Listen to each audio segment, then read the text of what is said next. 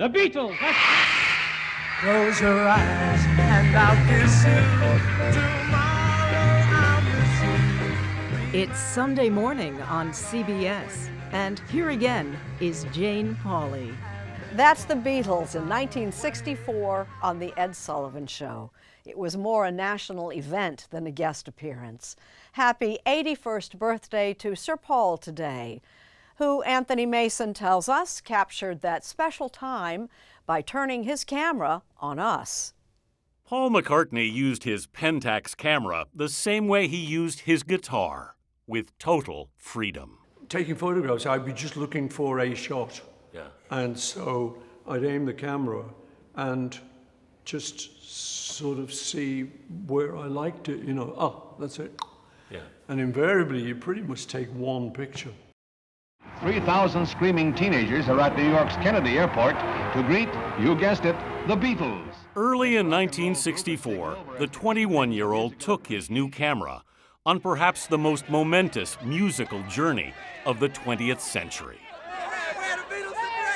The Beatles' invasion of America.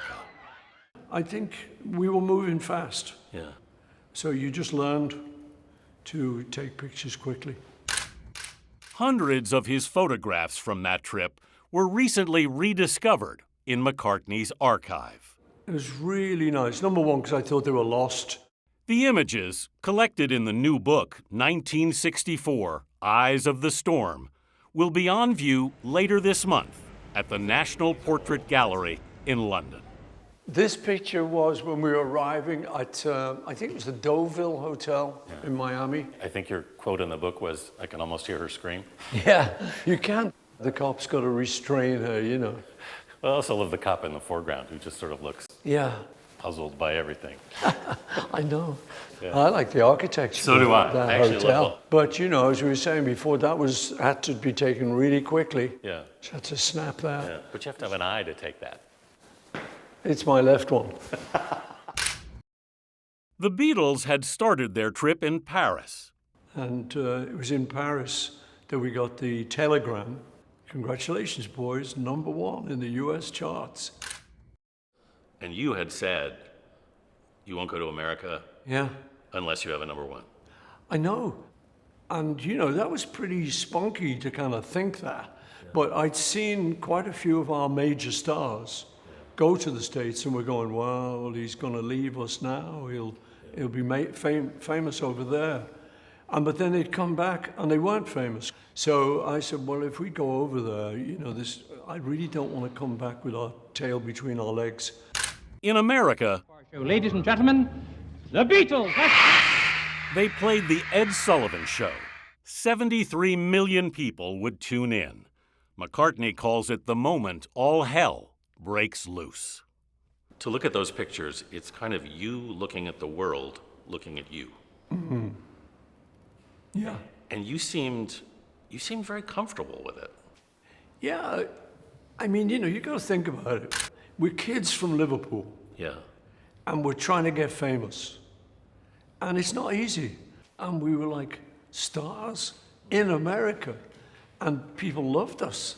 So we loved it. And having that #1 was really the secret. Because if the journalists, New York journalists, hey, Beatle, hey, Beatle, what are you doing? And we sort of say, why are you here? Why whatever. We said, we're #1 in your country. Bingo. McCartney captured the commotion on the streets around New York's Plaza Hotel and the crowd that chased them when they snuck out the side door. There was one reporter who said you were like prisoners with room service. Yeah, that was kind of true. But we liked room service. We'd never had it before. From New York, the Beatles traveled by train to Washington, D.C. McCartney's camera took the ride, too. Is this from the train, too? Yeah, they're pretty much all on the train or from the train. But I love this guy. He's like from where I'm from. He looked great.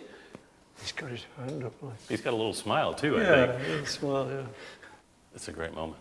It's nice. It's a great memory, for me. So many of McCartney's pictures were taken on the move. You shot that from your car. Yeah, the policeman in Miami, he just pulled right up next to me, and that was basically what I saw. And we'd never seen policemen with guns. We just didn't have that in England. But in Miami, McCartney broke out the color film.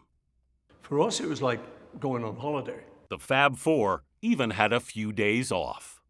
There's some great shots of all of you with looked like terry-cloth jackets. Yeah, the hotel supplied them. You know, you normally get like a robe. Yeah. But this place, because it was Miami, had these little cool little short things and hats. We lived in them for days. Even Brian, our manager, we thought they were really cool items of clothing. He caught George relaxing with an anonymous admirer. In that picture, yeah. I don't think I was trying to protect her identity. I love her bathing costume. Yeah, it's a great shot. So great. Yeah. And, you know, there's George, like I keep saying, you know, living the life. Yeah. He's got a drink, which is probably a Scotch and Coke. He's got a tan, girl in the yellow bikini. Yeah. From lads from Liverpool, that was exceptionally wonderful. And here they are, fresh from their triumphant appearances in the United States. The band went back home to England in late February. By early April, the Beatles had the top 5 songs on the U.S. charts. McCartney writes, "We spent the months and years after holding on for dear life." Did you remember all of these when you saw them? Kind of.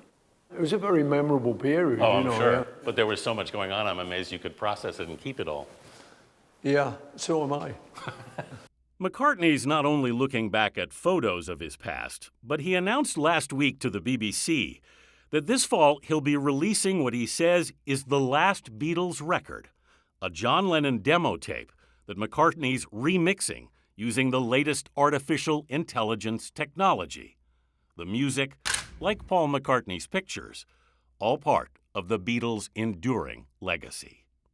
So, you know, for me, it's like a little slice of American history. Yeah. And it's my history. It's the Beatles' history. So it was great to rediscover these pictures.